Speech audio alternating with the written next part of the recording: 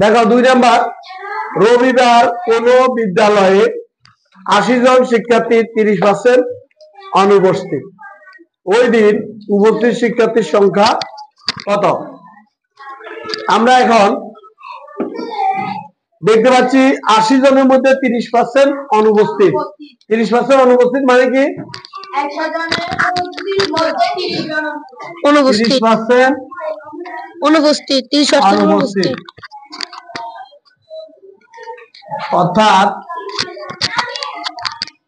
100 জনে অনুপস্থিত কতজন? 30 জন। 30 জন। 100 জন অনুপস্থিত 30 জন হইলে একজনে অনুপস্থিত কতজন হবে?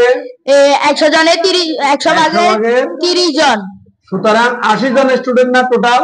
জি স্যার। 80 জনের মধ্যে কতজন অনুপস্থিত আমরা সেটা বের করব। তাহলে কি করতে হবে?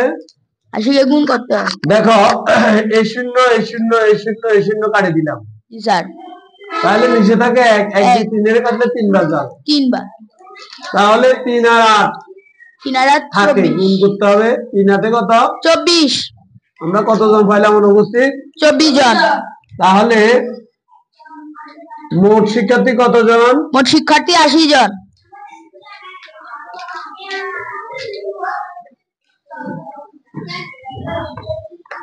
অনুপস্থিত 24 জন।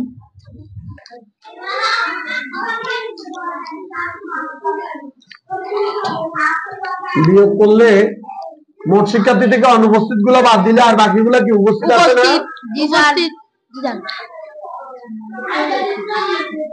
উপস্থিত আছে।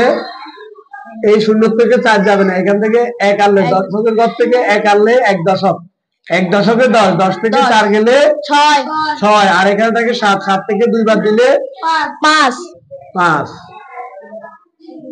সুতরাং 56 জন উপস্থিত। কেমন?